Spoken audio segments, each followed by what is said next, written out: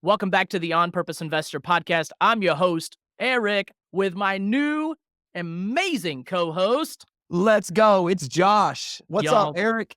I am so excited to be bringing to you the podcast new and improved with one of my former mentors and teachers in the teaching industry, Josh Boyd, Dr. Joshua Boyd. And we're going to be diving into just a great episode today where we're going to share how we won our time back as high school teachers so that you can win yours back as well. And that's all coming up next right here on the On Purpose Investor. Stay tuned. Welcome to the On Purpose Investor. My name is Eric, and this show is where intentionality meets investing in yourself and your finances. And I'm Josh, and together we'll explore the strategies, insights, and stories combined with inspiration and motivation to help you live with purpose and make an impact. Now, whether you're a seasoned investor or just getting started, join us each week as we dive deep into the world of intentional investing. Welcome back. Today, we're talking about how teachers spend their summer breaks and off time working unpaid hours and how they can win their time back. Josh, I want you to get us kick-started here. So let's talk about how you spend so much time Oh my working gosh. unpaid hours. Look, it's absolutely crazy. Sometimes I feel like I don't really get a break, but because I don't, I'm a high school band director, and this is like how my year works. There's marching band. Everybody knows about that. But that season it's every day, Eric, after school till 7 or 8 o'clock. It's on weekends. It spans from August, our last, assuming we don't make the playoffs, but we want to make the playoffs. Shout out to my home team, Go Cougars out there in Atlanta. But we could be playing football into December, and then people think that's when it ends. But when it's not, I'm at a large school, man, 3 concert bands. That's when it gets complicated.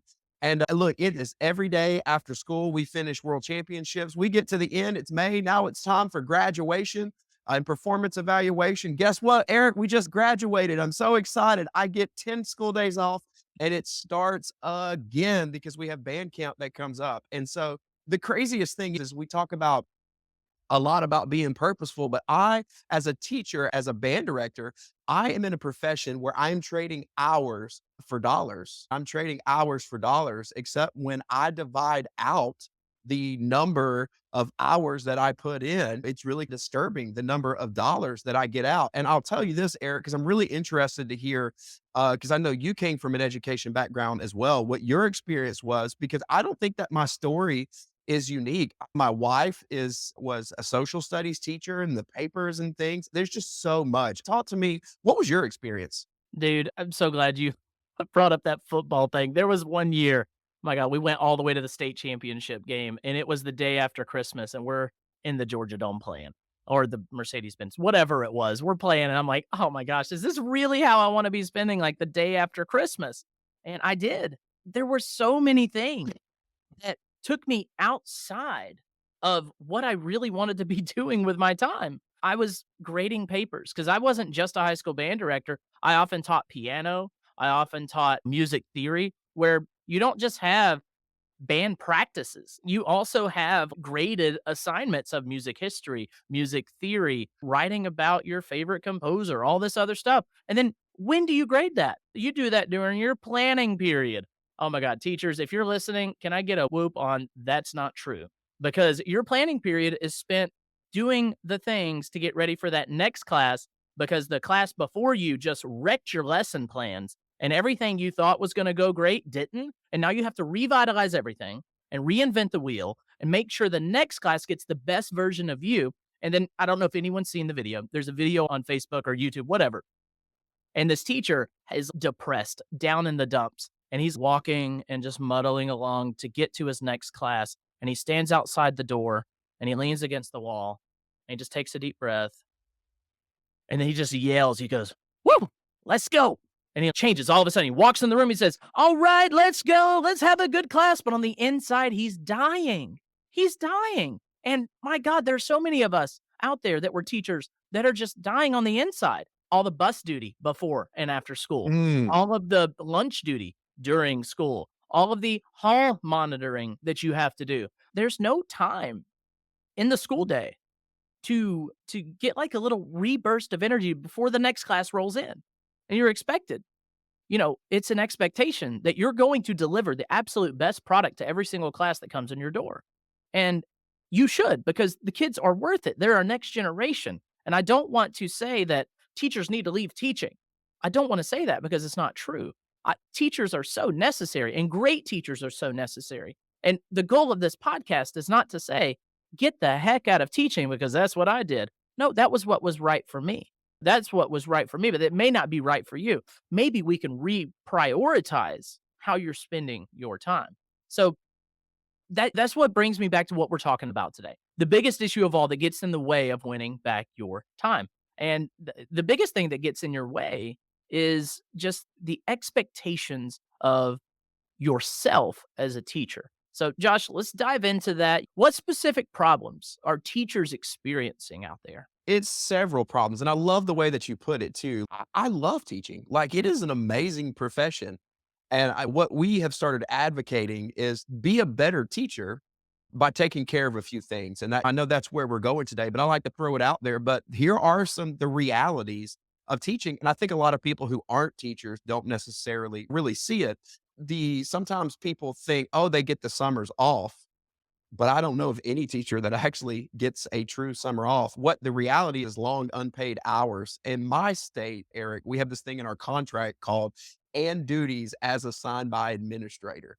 And that can mean just the other day, I was there for a faculty meeting and I was there till 5:30. And again, I work at a great school. I have a great principal, love my superintendent. I'm so blessed to be in a good place.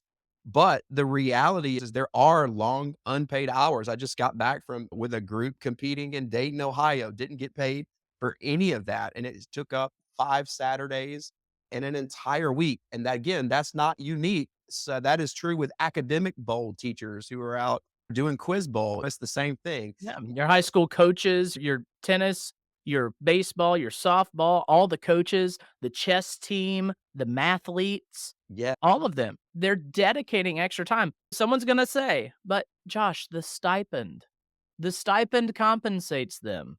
No, it doesn't. No, it doesn't. It compensates maybe one event. It compensates maybe one rehearsal, one practice. It's It's a just, thank you gift. it And is. it's a thank you gift. Too often are teachers volunteering their time for the benefits of their students. And I'm not saying too often in a negative context because there are skilled teachers in different things like baseball and football and tennis and crocheting, if you will. I don't know. There are a lot of different activities at schools, and that, it just seems every day there's a new activity to participate in at school, right? And there are teachers that are volunteering to help these students learn these skills and develop into greater Americans and greater people, which is a noble thing to do. But what about those teachers? What Yeah. about those teachers' families? It is so interesting that you say that. As I'm sitting here hearing what you're saying, here's something that I deal with on the inside. As a teacher and as a coach, I spend all my time, I'm very passionate about looking at my students and the players in my band and on my team and letting them know that they're enough. Like, you're enough for me. And I'm here to tell you that you were created with purpose and significance.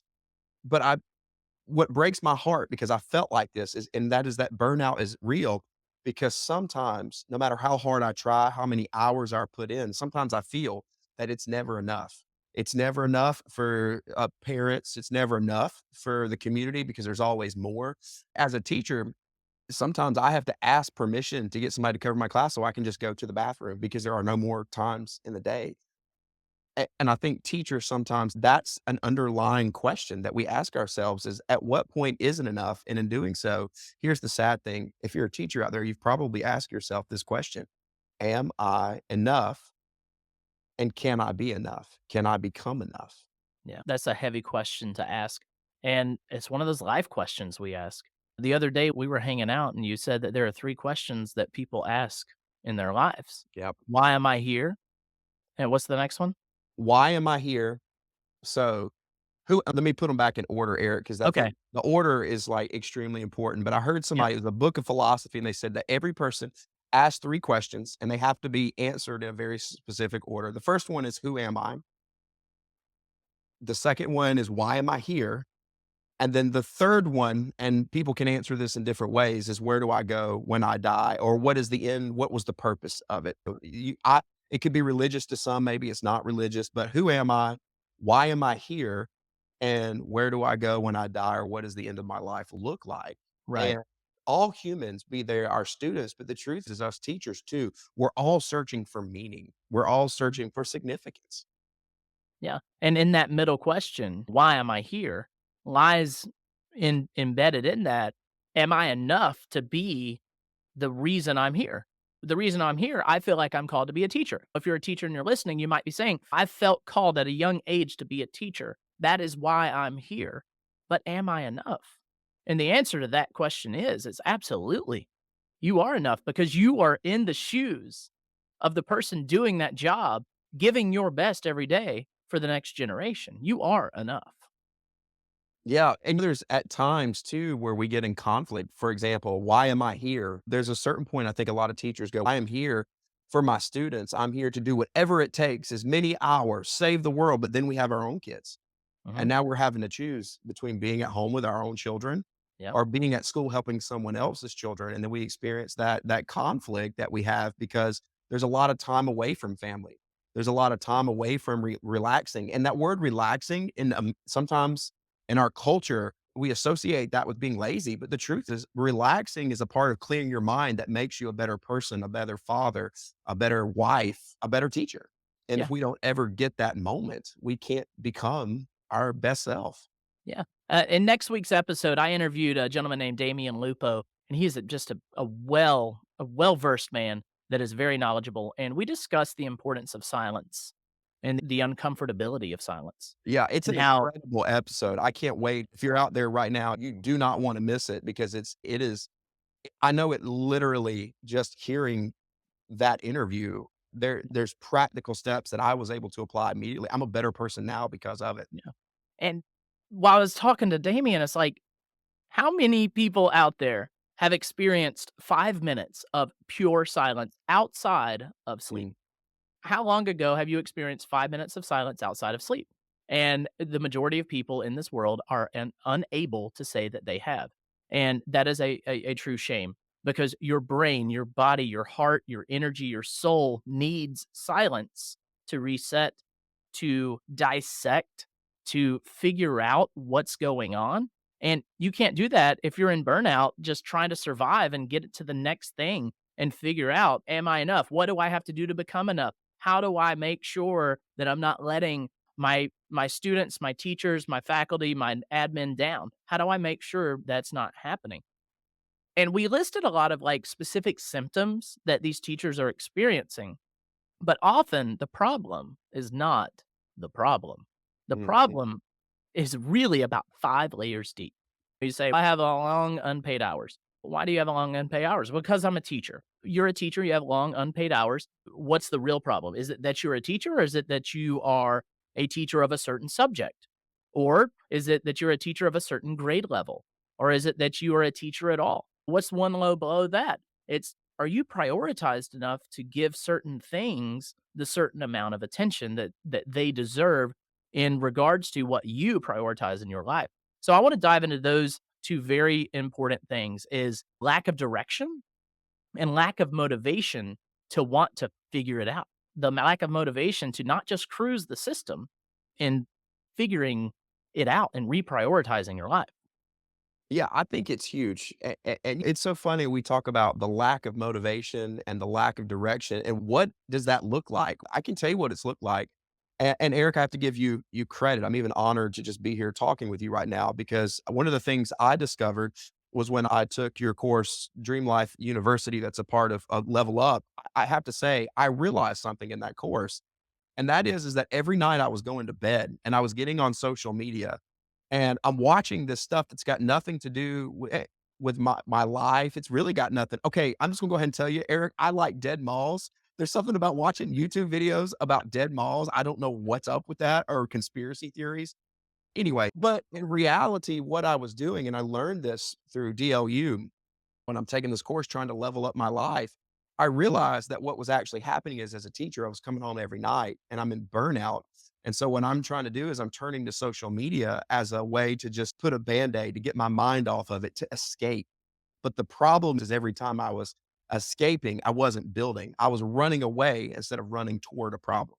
Yeah. And in doing so, it didn't really recharge my battery. It just shut it down. Yeah. And then the next morning I woke up with just as much, I should say, just as little charge in the battery. And I think that, Yep. that's a huge thing that I think people have to look at. How are we trying to solve this problem? Because I Yep. would imagine it looks different for different people, but that was mine. Have you seen that with any of your friends or maybe in your life where you were trying to solve the problem, but you were turning maybe to the wrong thing? Oh, absolutely. My very first job was the worst year of my entire life. And I would do anything I could except try to figure out how to solve my problems. And I'm not afraid to admit it. I turned to alcohol very quickly in my first job. And I bet you there are a lot of teachers out there, there are a lot of people out there in different professions that are in a rough spot in their career, in their profession, and they want to escape it, they wanna fix it, but it seems just too high a mountain to climb, and so they try to numb the pain. And a lot of people turn to drugs, alcohol, mindless YouTube and Facebook streaming, or going out and getting into a hobby that is costing more money than they ever have to spend. So, yeah, there's that lack of direction and a lack of motivation to want more. And where do you get that motivation, though? It comes from listening to a podcast like this, for someone to just call you out on what's happening. If you're listening to this podcast and you're like, oh my God, I feel like Eric is speaking right to my soul. I feel like Josh has just called me out. The thing is, we have and we are. Thing is, I want more from you as a listener. Maybe you're not a teacher. And maybe you're like, "Well, they're talking all this teacher stuff. It doesn't apply to me." It absolutely does. Yeah. Because within every profession, you're climbing some kind of ladder, and there's some boss out there that is providing some type of oppression on you that you feel like, "I can't solve it. I guess I'll go numb the pain, or I'll ignore it and hope that I just level up in another way," and it just it ceases to exist. Yeah, you just reminded me of one of my favorite quotes. I listened to another podcast called the Andy Stanley Leadership Podcast, and Andy said something on there. And Andy's background is he's a pastor of a church in Atlanta, but he said something that made me feel convicted. And you're reminded, and there's somebody out there listening that needs to hear this. And here it goes. And I'm talking to me today. Here it is. I have participated in every bad decision that I have ever made. Amen. That's it. You know who was at the center of every time I made a bad decision or every time there was burnout or I self-inflicted or I felt like I wasn't good enough? Mindset. Every bad thing that ever happened to me or every bad decision, the only common denominator is me. But with that power, I know that if I can change me and I can focus on my mindset and Mhm. I can grow me, I also have the power to literally change everything. Some Yeah. people, I like to say it like this: things don't happen to Josh. Josh happens to things. Yeah, absolutely, and I have a different mentality on things happening to me, and I think yours works for you because of the type of person you are, Oh, but I and know what you're about to say and because you told this to me today, and it was like a mic drop. I actually wrote it down. I'm gonna let you say it, but actually, dude, I really what you're about to share might be my next step. So yeah, go for it, well, man. and I'll preface this to say I've experienced a lot of turbulence in my real estate wealth building process. There's been a lot of failures. There's been a lot of things go wrong. And there's been a lot of problems that have occurred where Andy, I listened to the same sermon and I took note of it as well. And when he said that, you're at the center of every problem that has ever happened to you. You're the common denominator.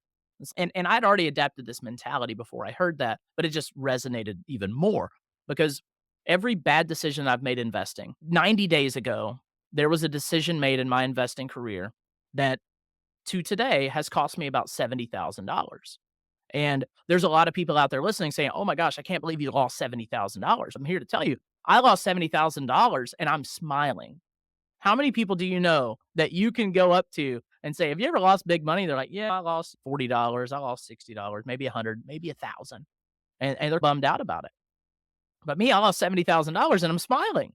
And what does it take to get to that point? The thing is, things don't happen to me. That didn't happen to me.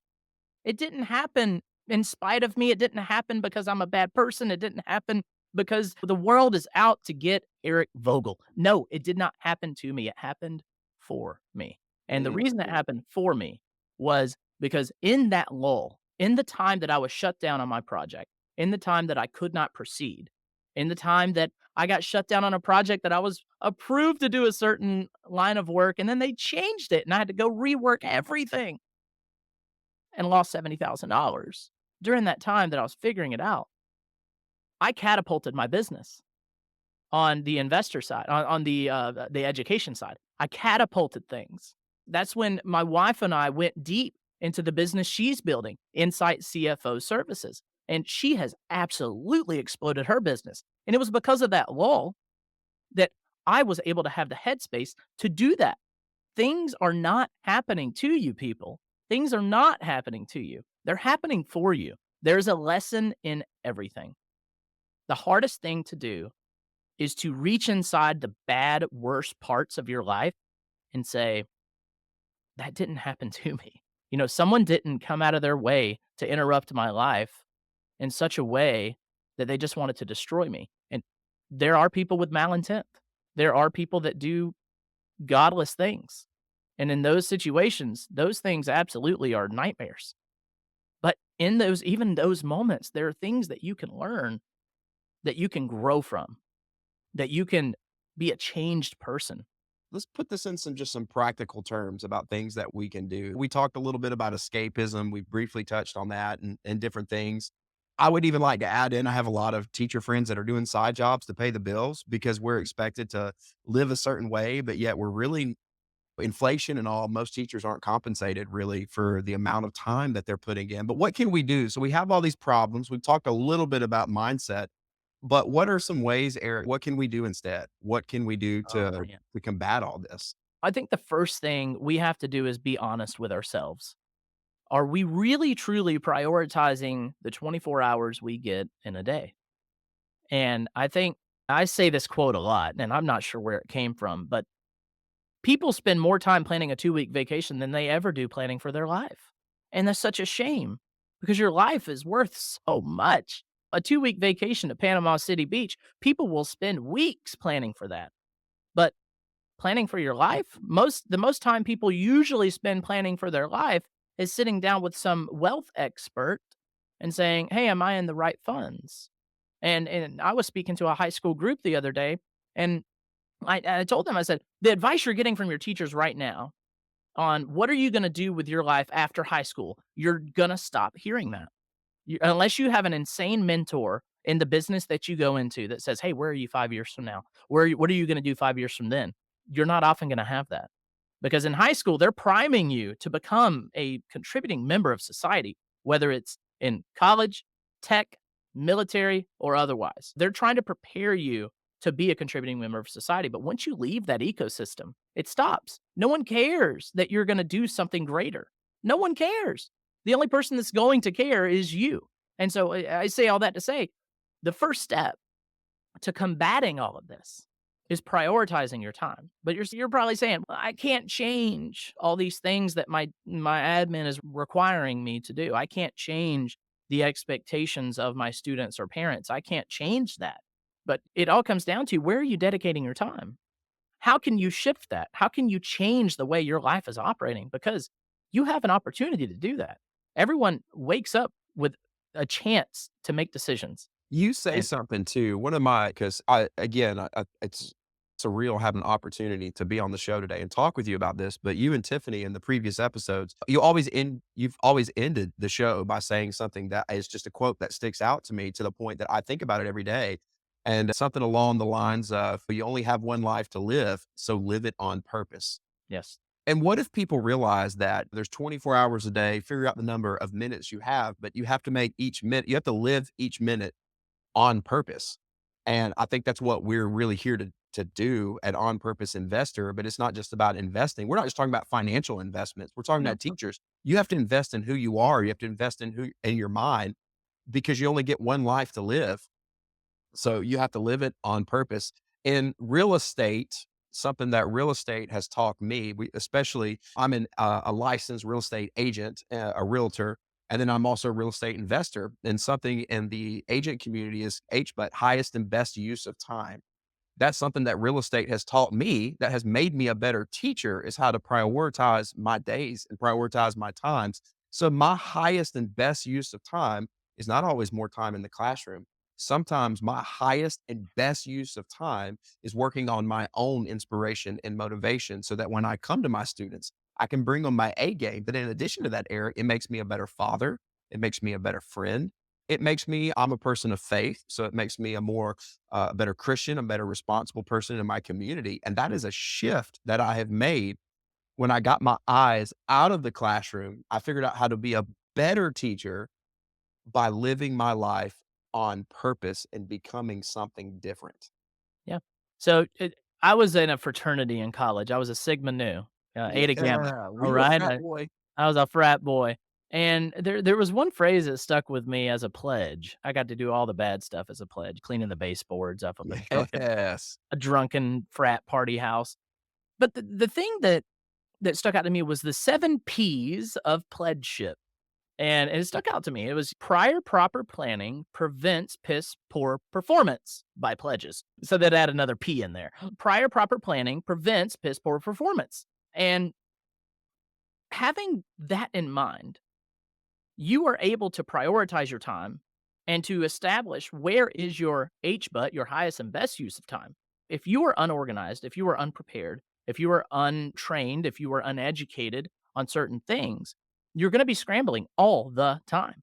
And the best way I think people, teachers out there, and people in any profession can become higher efficient in their business and their job is to be more prepared for what's coming. And you might be saying, "Well, I don't have any time to prepare." How many hours are you scrolling social media? How many shows on Netflix have you binge watched? I 6 years ago when I first got into real estate investing, it was 18 months that I didn't even turn on a TV.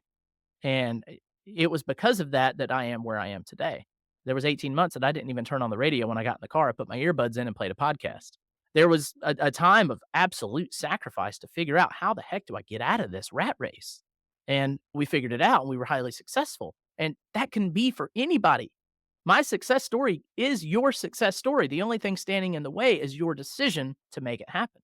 And prior proper planning is absolutely going to be what allows you to establish your highest and best use of time in everything you do. So instead of spending all that time to grade papers, maybe you prioritize your day as a teacher in a different way where you can get all this stuff done during the workday, during those paid hours. Maybe you can shift around some schedules of your after school extracurricular activities. Maybe you can step aside as the head coach and become the assistant coach and reprioritize what you're doing. Or maybe you say, I'm so passionate about coaching baseball. Maybe you go volunteer at at the rec team and you coach the rec team. There's 7, 8, 9, 10-year-old boys and girls out there that would love to have your energy and expertise. And there's time commitment there. But what if it's your child on the team? You have an opportunity to experience life with them. There are things where you can reprioritize and you can redistribute your time to be more intentional, more on purpose. Yeah, look, everything that you said is just huge. And I just want to throw this out there too. All of us have practical ways that we can implement this. I call my truck now the Institute of Boyd Higher Learning. That's I get in the vehicle and it whether it be audiobooks or podcasts, and some of those are skill based, but most of them are attitude based because I've discovered that most of what I have to focus on is just an attitude. For example, today I'm riding, I have about a 25-minute drive to work and I'm going through Born to Win by Zig Ziglar, man. And I am so pumped. He did a quote today, Eric, that was just amazing. And it was, how can we climb the ladder of success when we're dressed in the clothes of failure? And for me, Mm, the clothes of failure isn't just a shirt or some pants. It's that mindset.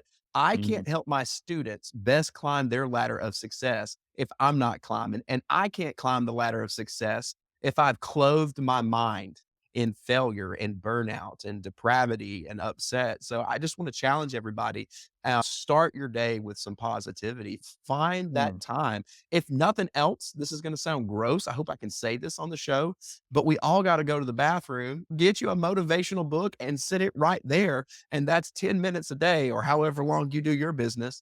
But find the time, because here's what I can tell you. We make the time for the things that we care about.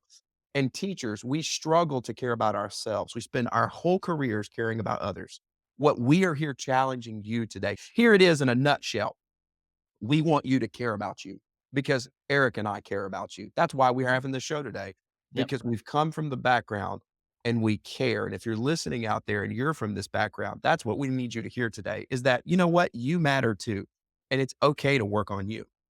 Yeah, absolutely is. And understand that if we truly want the best for our students, and this is coming from me as a former teacher, if we truly want the best for our next generation, we need to focus on our own mental mindset because you can't show up as the best version of you if you're not being the best version of you. A focused teacher can better serve his or her students every time.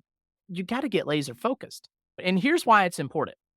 And I want to make sure that you have some walkaways from this episode. It's important to do this so that you can begin to win your time back and enjoy your unpaid time because you deserve it. You work really hard to impact our next generation, and you deserve to enjoy your unpaid time. And yes, the students are absolutely worth it. Like Josh just said, you are worth it too. You you have to reprioritize. Because I promise you, if something happened to you, like God willing, nothing does. But if something happened to you, your job would be filled in 2 to 3 weeks. Someone's going to take over your class. Someone is going to win star teacher. Someone is going to be in your shoes, being exceptional and leading students to the next level. You are replaceable. That's the thing. Inside the classroom, you are absolutely replaceable. But at home, you're not. Mm. There is no one else that is mom. There is no one else that is dad. You are that figure in your house. There's no one else that's grandma but you. And you got to prioritize that. You can't spend 40, 50 years giving to everyone else that is replaceable. You got to reprioritize. At home, you are the only version of you, and that is not replaceable. Yeah, I don't even know how to follow behind that, Eric. You just nailed it. You actually just remind me. I actually was able to start a band program at a university, start a marching band program, and went down there, built it from nothing, turned it into something. And then the day that I left, there wasn't a party, there wasn't a thank you, there wasn't a handshake. It was just goodbye. That was it, and there was another great person who did a great job after me. He was there the next day, and that was the end of it. I had been replaced. All the blood, the sweat, and the tears. But every night I come home, I have 3 kids, and in their eyes, I cannot be replaced. I Yeah. have to be the best father, but I also find a lot of meaning and fulfillment. How do I recharge my battery? How do I combat burnout? By looking in the eyes of my kids and playing ball and with my one-year-old watching Bluey, but it's those little things, man. Yes, it's catchy, dude, it's catchy. Oh, man. Y'all, thank you so much for joining us today on another episode of the On Purpose Investor. So, what is a practical step that you can take today to kick burnout to the curb and Well, start living your best fulfilled life? yeah, I'll start with this one. This is one of the things that I do, and again, Eric, I sound like I'm just on you know what, Eric? I was sitting here today to pump you up, brother. But again, this is something that I learned through Level Up, and that is and I'm joking with Eric because he's encouraged me to be a journaler, and I am not a journaler. So for those of you that are out there that are gonna be on the struggle bus with what I'm about to say, just do it. Yeah, if you're watching the video version, Eric is showing his journal right now, and it's epic. But I'd like to say I'm writing down paragraphs, and I'm not yet. But let me tell you what I am doing, and it makes a difference. First off, start each day by journaling or writing down 3 things that you're grateful for.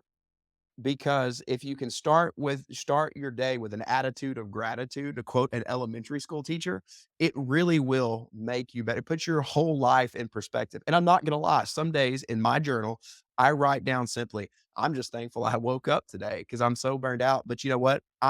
Instead of saying I am tired, I'm putting my mind in thankfulness and in gratitude and those things. So I would say that. And then the next thing is if you can go one step further and at the end of the day, write down 3 wins because somebody once told me too that if we don't ever take the time to recognize the victory, then we miss it. Yeah. There are victories that we have, especially as teachers. I would argue for my teachers out there, we have more victories in a day than professional athletes. We have more victories every day than CEOs. I probably will have more personal victories being a teacher sometimes than maybe even being a real estate investor. There is something great about those victories. But if we don't ever write them down, we might miss that they happened. And a way you can combat all the negative things we said is taking time to realize when you get the win. What about you, Eric? Yeah, I'm very similar to that. I love journaling. I used to never journal. But when I started journaling, I started gaining some introspection about what I truly thought inside myself.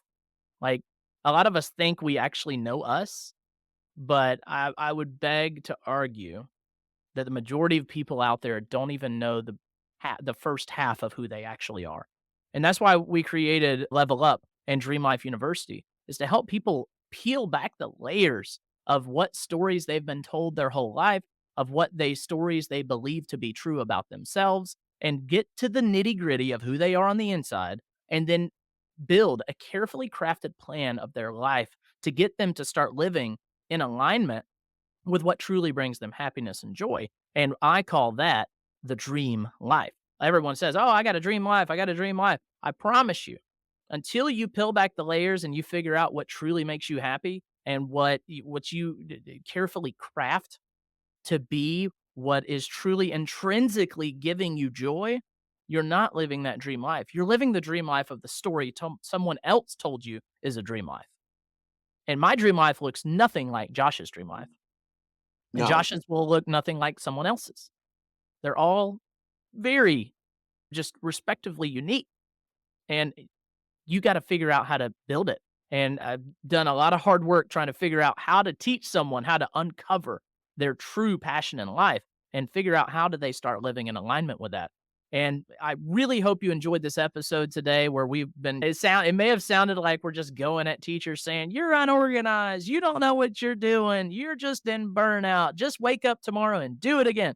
No, that's not the goal here. Our goal is to make you a better version of yourself. Our goal here is to help you live a more intentional life so that when you're 70, 80 years old, you can look back and say, "I'm so glad I climbed that ladder of success. I'm so glad I'm standing on top of this building that I climbed my whole life to get here." And more importantly, I'm so glad the people that are on top of this building with me are here with me. When I was intentional about making all the sacrifices I made, about building the relationships I built, about spending the money way I spent it, I made an impact. And when I die, my next generation will know that I did the work, and they will know how to do the work. And their children's children will know who I was, not from an ego stance, but from I wanted to change the trajectory of the Vogel family.